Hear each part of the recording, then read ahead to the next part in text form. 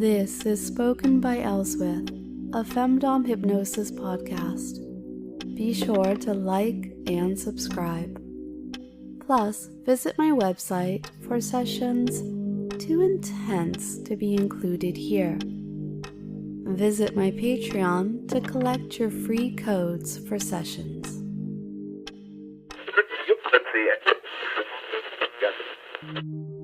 Today's podcast episode, like a lot of them, it includes a full hypnotic session. It's a conditioning session that encourages you to want to return to me. So I suppose I should start by telling you exactly what inspired me to create such a session. And the answer, it's a simple one. Here's a message that I received from a patron, who I'm gonna call E. Dear Mistress, I have lost count on the number of times I've taken an undeserved break from your training. When I come, I'm simply too embarrassed of myself, of the things I've written to you, the things I fantasize about and indulge in. When I'm in my submissive headspace, I love my place down at your feet, going deep with your beautiful voice and improving myself through your wonderful guidance. But E goes on to say, regarding his behavior, it's just annoying because I inevitably always come back wanting to serve you. I would really appreciate some advice. Is there perhaps a specific session that can help me change this pattern of behavior? So it sure sounds like E is dealing with a bit of post-release shame. Maybe just a little, right? And in private, I mentioned to E that the erase session could help put an end to this bad habit. You know, his bad habit of wandering off, leaving me all alone once he gets what he wants. We already know why guys fall asleep after they finish, right? We talked about that back in episode 73, if you need a refresher. I think this is something like the same thing. Now, this isn't the only session in this vein that I suggest if you have the same problem as E. I'll link you to the erase session. I'll also link to another useful session called Only Mistress Humiliates Me. That might help anyone who suffers from shame after a kink-fueled release. There's also a new trigger setting session that I want to give you the opportunity to explore. I'll tell you about it after this time together. So go ahead and find your comfy spot so that way we can get ready for today's hypnotic session.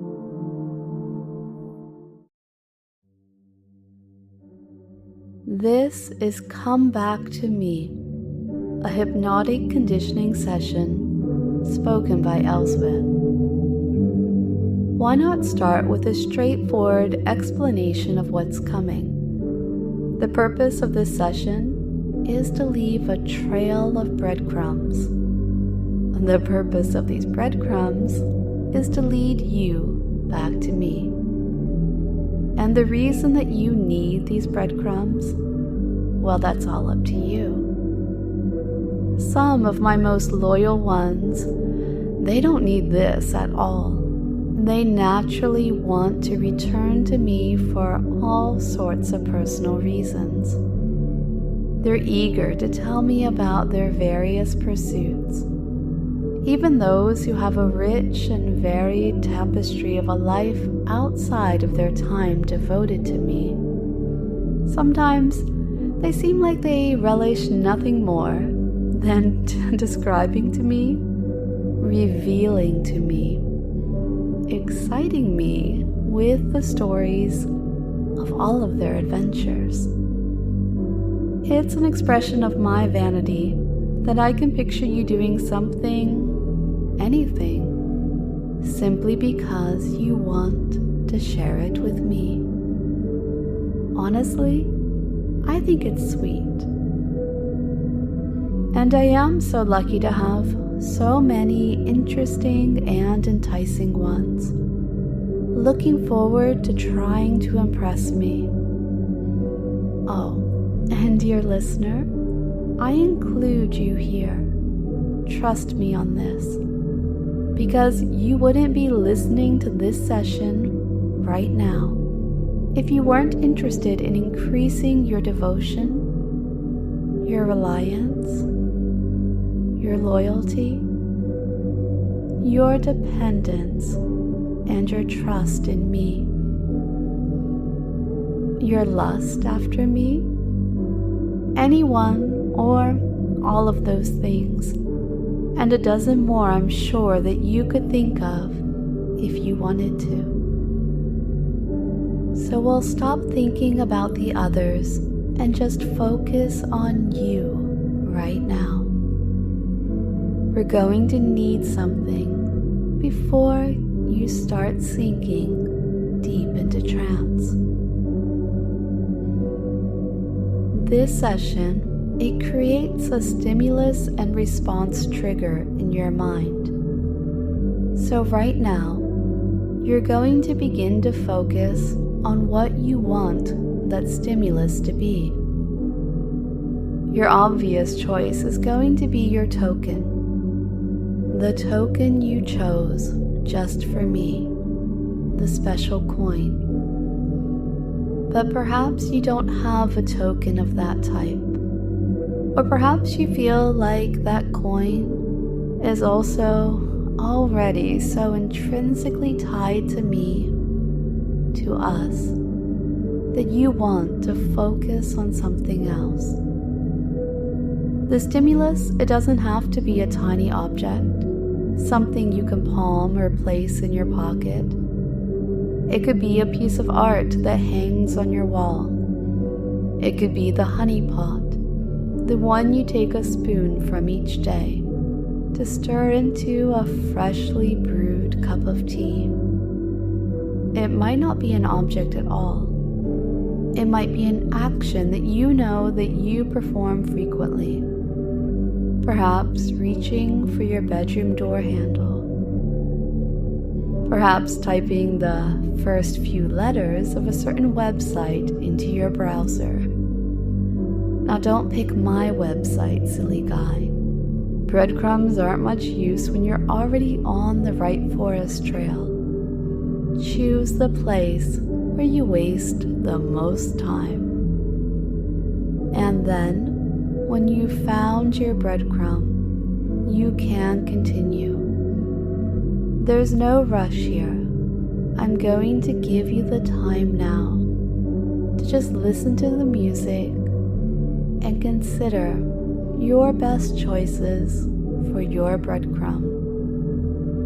Whether it's an object or an action, focus on it as I take you into trance. I want you to imagine something for me. It might not be your favorite thing, but I want you to imagine it anyway. And part of the reason I want it is because even if you don't like it, it should still be easy to imagine. Because the experiences that led to your dislike, they're probably still firm in your mind. So, I want you to imagine eating spicy food. Now, we don't need to think about the hottest vindaloo or a particularly strong Thai green. You don't need to imagine those Carolina Reaper wings. Just whatever is a little hotter than you're comfortable with. Something that would normally have you sweating a little. You may begin to notice your mouth watering, or perhaps that'll happen at a later time. If it already is, does that seem strange to you? The burning sensation produced by spicy food, just thinking about it can get you to salivate almost defensively, like a flinch. Even the outdated model of taste regions on the tongue doesn't include spice, because unlike sweetness or saltiness, it isn't a flavor at all. It's a sensation, which perhaps is why we interpret it as the burning sensation of heat. The chili binds to the heat receptors in your tongue, setting off more and more of them, feeling warm and then warmer, and feel it growing warmer still until you feel the sensation of burning, maybe of pain. Now, it doesn't matter what you imagine eating, or even if you imagine the act of eating at all, but imagine the swelling, growing sensation we're talking about, feeling like your mouth is on fire, and allow the sensation to subside. You might feel this instantly once you're no longer paying attention to it. Or it might cease gradually, as if you really had gone a little too hard on that super hot salsa. Speaking of salsa, do you get margaritas when you go out for Mexican food? If you don't drink, that's okay. They make virgin margaritas, and the minty flavor is the important part anyway. That active ingredient in the chili you just tasted or felt. There's a corresponding chemical in mint that creates a cooling sensation. You probably know that chemical's name, menthol, even though you might not have previously made that connection. If you had, smile to yourself for being a clever one.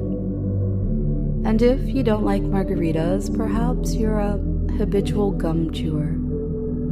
I bet you brush your teeth once or twice a day.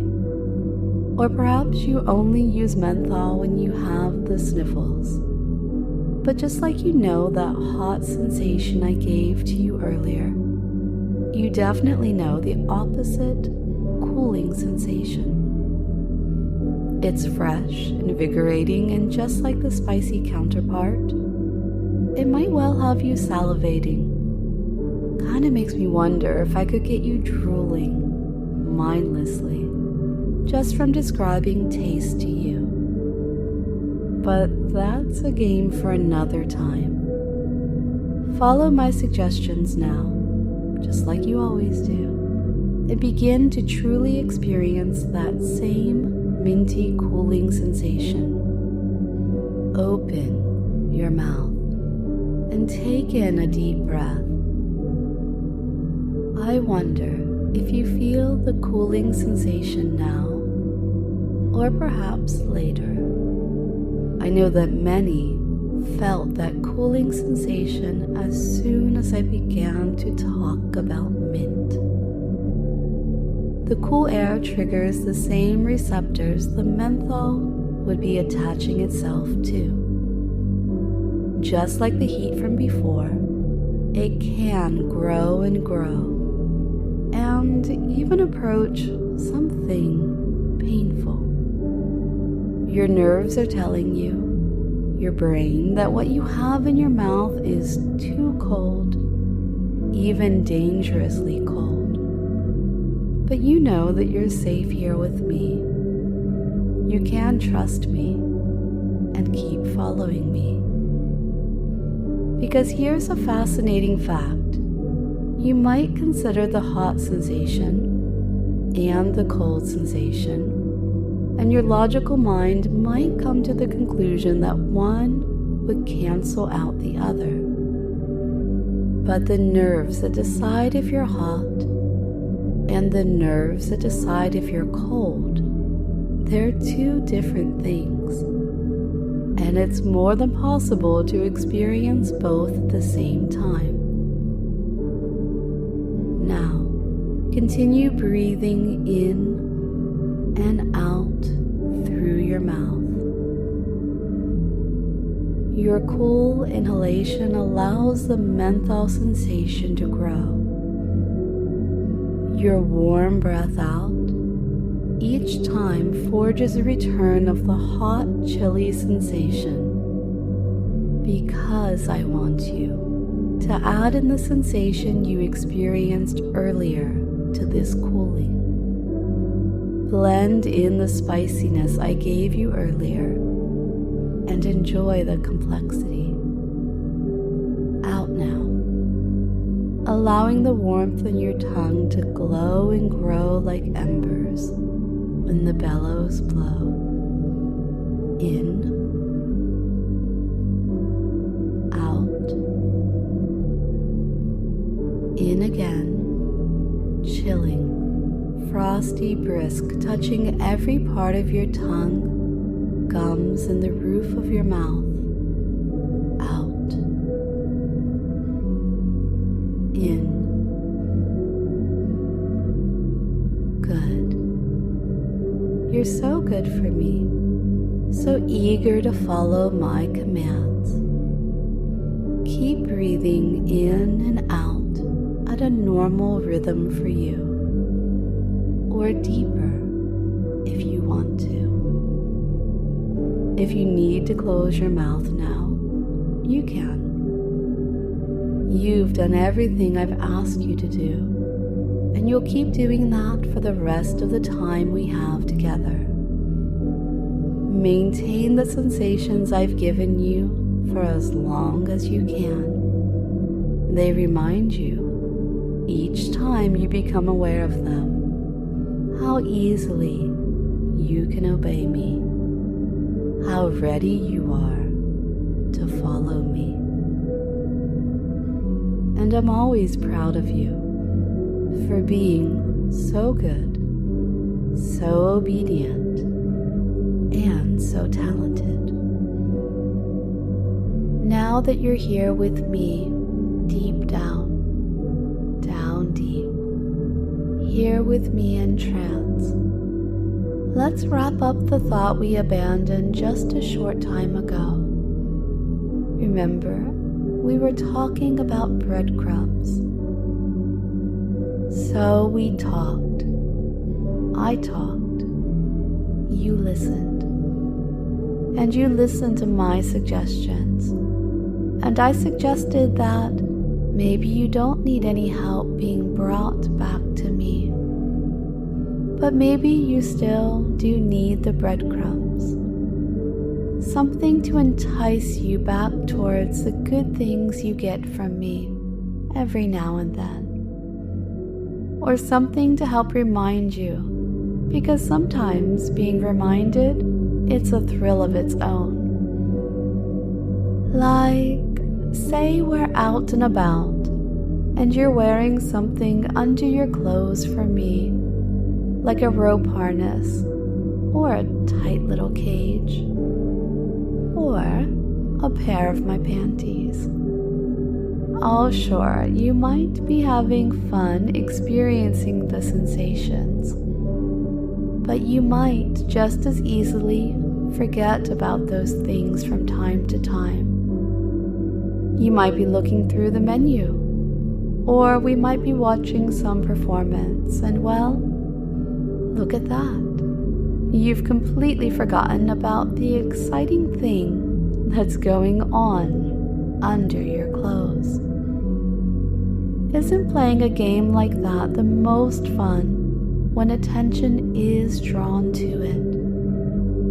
When I ask you how what you're wearing feels, doesn't that just hit different?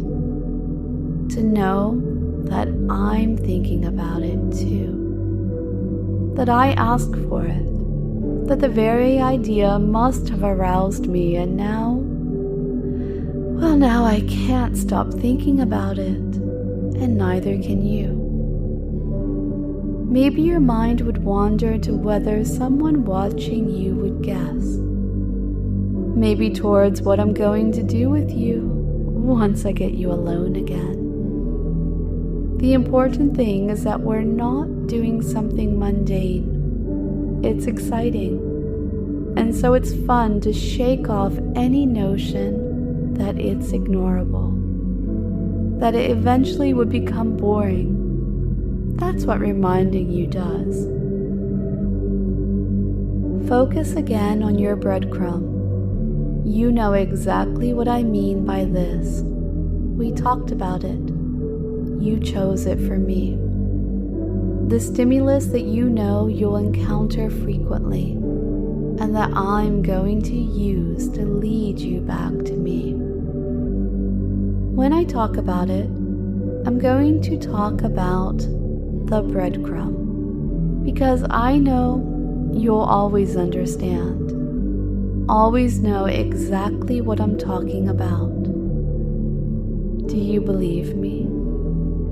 You should, because you might not have noticed, but just a little while ago, I mentioned 3 options to you: the rope harness, the cage, or a pair of silky underthings. One of them stood out to you. Oh, you might have gone back and forth a little as you worked out which one was the most vivid and appealing. So you, dear, you know exactly what the breadcrumb is. And you can trust your own subconscious mind to hold on to that object, that thought, that action. You can trust your memory to file it away in the correct drawer when you sleep. That word rune nestled into your mind. You know what the breadcrumb is. Whenever you encounter the breadcrumb in your life, whenever you see it, touch it, perform it, you will become filled with a sense of happiness and warmth by your next inward breath. This is deserved. It's a drop of the larger, more complete and all-encompassing sensation of pour, which you know I'm almost always happy to give you. Whenever you encounter the breadcrumb, whenever your conscious mind recognizes that you've stumbled upon it, I want you to think of me. You will think of your mistress, your owner, your queen, your goddess, and the pink glitter of pour is only going to allow you to think of one of the best moments of our time together. This might be some wonderful daydream that we've shared. This might be a few sweet words that you've said to me, and the reply from me that made you feel warm, made you feel pleasing, and best of all, seen. This might just be the explosive release you had while drifting, with my words in your ears. And can you already recall exactly where you were drifting off to? Did you reach the destination I had planned? Or did you get off early? And won't it be nice, dear? Won't it be nice, dear, to know that the next time you encounter the breadcrumb, that it will wake up your subconscious and lead you back to me. When you encounter your breadcrumb, it's going to fill you with desire. You will delight in the fact that you're never going to know what form that will take. You might find that you can't get some thrilling fantasy I shared with you out of your head. You might find that the thought leaves you aroused, and that you can't shake it out until you revisit that exact moment and live it out once again. You might find that you need to look for what's fresh and new, what session, what words, that I've offered up to you that you might have missed, and then devour them because you simply can't imagine being satiated. You might simply need to come to me to tell me that you stumbled over this stimulus. You might be filled with excitement, a touch of trepidation, even awe at the fact that my suggestions are so deeply rooted in your mind. You might be inspired to send a tribute, a token of your affection, a lovely gift for me to receive. And I can't wait to hear it, whatever your response happens to be, my dear. It is what I crave. In a few moments, I'm going to begin counting you up and out of trance. It's my pleasure to return you to the land of the living, back to wakefulness. Know that this lesson, it's already being encoded in your mind. You do need to return here 2 or 3 more times to strengthen this training. The stimulus you've chosen, it might even lead you back to this very session. You probably already know that this work we do in hypnosis, it can and will carry on over into your everyday life. And you want this. It brings you joy to know this. It brings me joy to give it to you. So in a moment, as I count up to 5, you can feel more and more alert.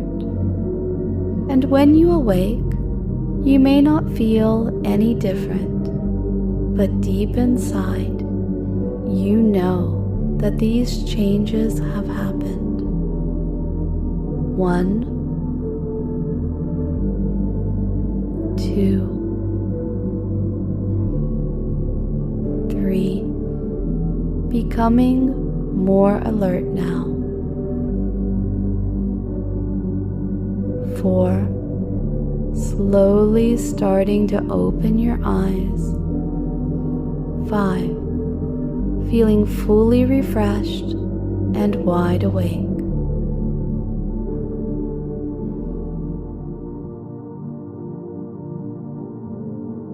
Welcome back, dear one.